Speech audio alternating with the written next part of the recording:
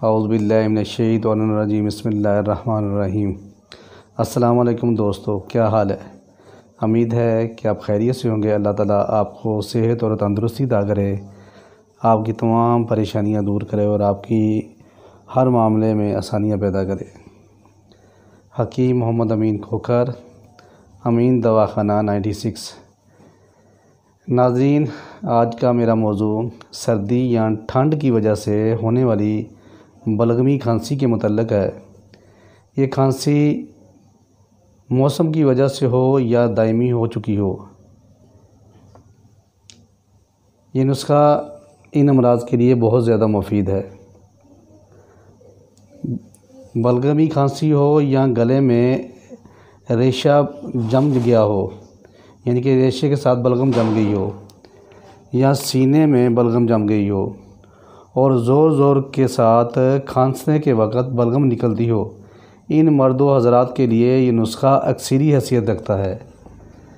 जब ये मर्ज़ दायमी हो जाती है तो हर मौसम में, चाहे सर्दी हो या गर्मी हो, हर मौसम में तकलीफ़ रहती है। जब कोई मर्द या औरत गुफ्तगू करने लगे तो बलगम गले में जम जाती है और बोलने में तकलीफ़ महसूस होती है और गले में हर वक्त खिच की तकलीफ़ रहती है। आम रूटीन में बलगमी खांसी अक्सर औक़ात रात के वक्त या सुबह के वक्त हुआ करती है।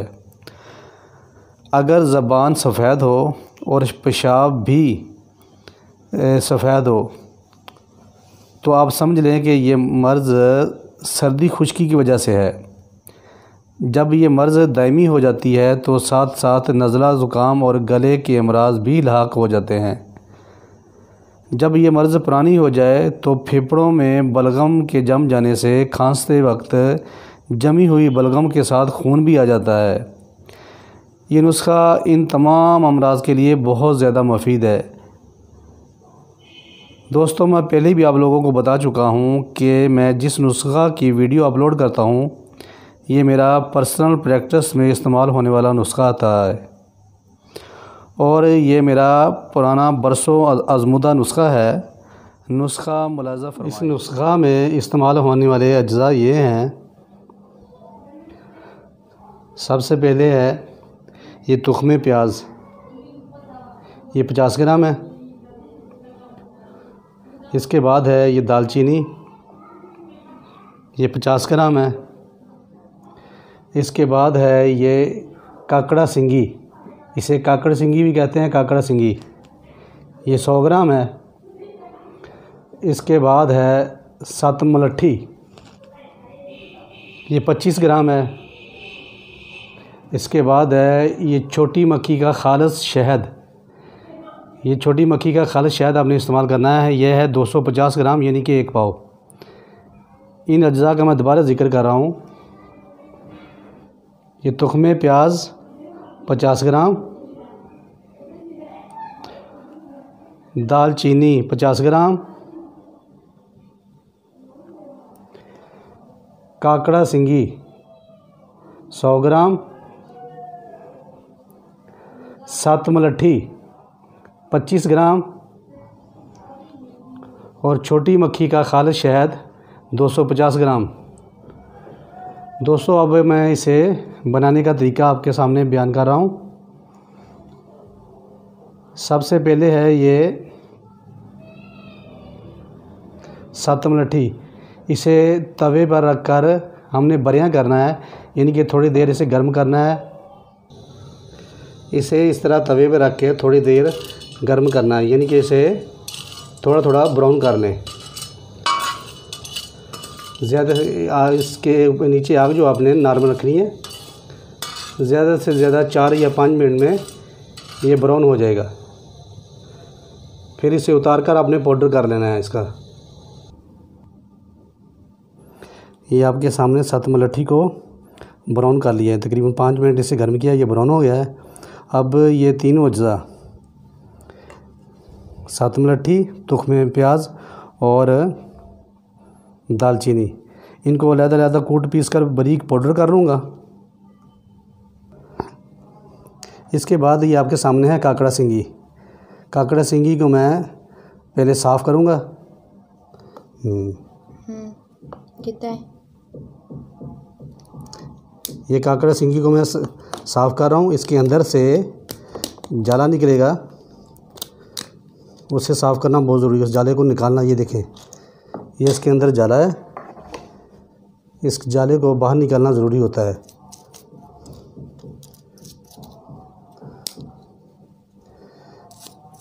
ये ब्रश की, दांतों वाले ब्रश की मदद से इसे मैं साफ़ कर रहा हूँ। ये देखिए बिल्कुल साफ़ हो गया है। अब दूसरे को भी मैंने छुरी से काटा है, इसके अंदर से भी ये जाला साफ़ कर रहा हूँ। ये जाले को साफ़ करना बहुत ज़रूरी है। ये सब जब बिल्कुल साफ़ हो जाएं तो इनको आप धो लें। ये धोने के बाद इसे खुश्क किया गया है। ये आपके सामने खुश्क ये सब हैं, ये बिल्कुल साफ़ हो गए हैं। अब मैं काकड़ा सिंगी को खुश्क करने के बाद बरियां कर रहा हूँ। इसे कुछ देर तकरीबन 7 से 8 मिनट 10 मिनट लगेंगे, इसे बरियां कर लूँगा। ये बरियां करने का मकसद है कि इसमें जो भी फासल अज़्ज़ा वो जल जाएंगे और इसे पीसने में आसानी होगी।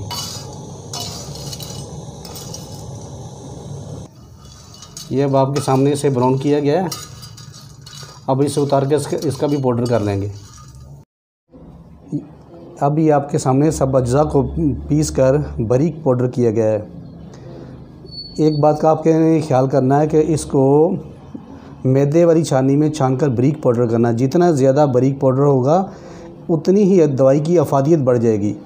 इस पाउडर को हम खरल में डाल रहे हैं। ये सारे सफ़ूफ को हमने खरल में डाल दिया है। अब इसमें हम शहद मिक्स कर देंगे। ये आपके सामने शहद मिक्स किया जा रहा है।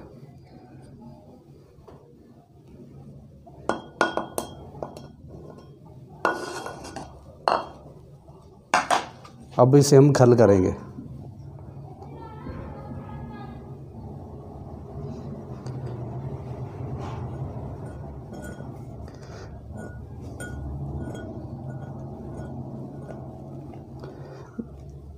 मैंने इसमें शहद 250 ग्राम डाला है। अगर इसे आप शहद की मिक़दार को 50 या 100 ग्राम और भी मज़ीद बढ़ा सकते हैं।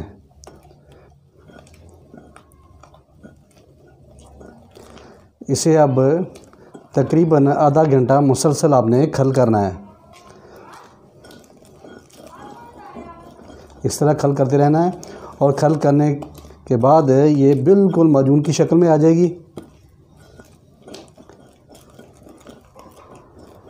ये खल करते करते अभी आधा घंटा हो गया, ये आपके सामने माजून की शक्ल आ गई है।